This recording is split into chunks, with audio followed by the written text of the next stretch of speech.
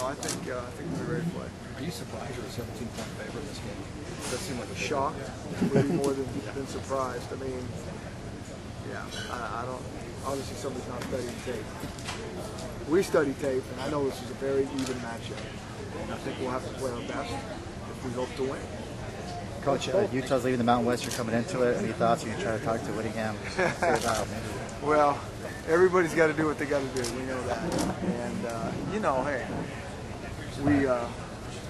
we'd love them to, we would love them to stay. We'd love all those teams to stay because they're all very good programs and they make it one heck of a league. But I still think for us, it's going to be a really good league. It's going to be different for us. It's some we haven't done, a lot of places we haven't gone, and I think he took the top 4 teams out of our league over time and put them in this league, and so it'll still be good for the Broncos.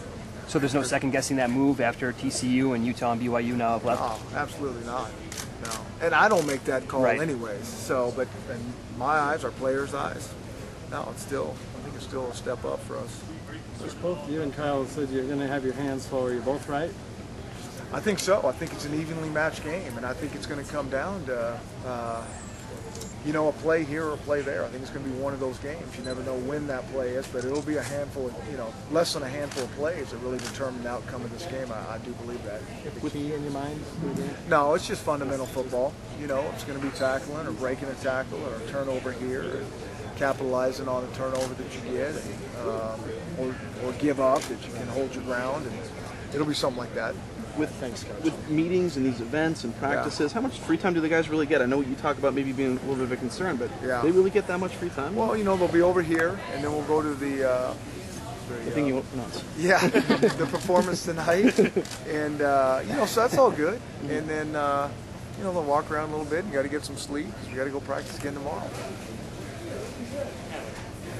Obviously, since Byron went out, the run defense has given up a little more yards than you'd like. Is there something you've seen on tape that you guys are doing any differently, or just the product of playing two pretty good running teams? I think it's a lot of that, and I think we miss Byron in there. He's a good football player, no question about it. But I also think it's Nevada not the #1 ranked run team in the country, so that says that. And I do think that Utah State, is creative and they do a good job with those type of things. So, the bottom line is points, and when you're throwing them, running them, whatever, we gotta hope to slow them down. But we know that Utah's run game is very, very potent, and that'll be a big key to the game. Are they going to try to do a lot of that, spread option type of things? Or? Well, that's a little bit what they do, and so they'll have some wrinkles, we know, because you always do, but you do what you do as well. So. You touched on a little bit with graduation last week, but can you just talk about what this group of seniors has meant that's going to be taking the field for the last time for you? Yeah, hopefully they go out with a bang. I mean, they're good players. They've done a lot of things for Boise State, and this is their last time of putting that uniform on, and so I think it's important for those guys to give their best effort, save their best performance for last, hopefully. Coach, we've seen a lot of teams come out here to the Las Vegas Bowl. Sometimes they underachieve because of the atmosphere of being in Vegas. You got young people. How do you deal with that challenge? Good question. Sounds like you've been here a lot. You tell me. I don't know. It's a fine line. I've been out here a long time ago with Oregon, and I thought we were going to get destroyed, and we ended up winning. And so that's part of the thing with dealing with kids. I mean, we preach to our kids. It's not something new that we show up into an environment like this and say, okay, guys, this is how we operate. We talk about operating a certain way year-round, 24/7, all the time. And hopefully we're mature enough for those guys to hear the message and know why we're here. How's the challenge been for you since what happened up in Reno to keep the team focused and keep them focused on the goal? Well, yeah, I don't have to keep them focused on the goal. I think the one thing we had to do is make sure we kind of get our win back and get excited about playing again. But that's life. That's football. I mean, that's how it goes. I mean, that's how it goes for every team in the country.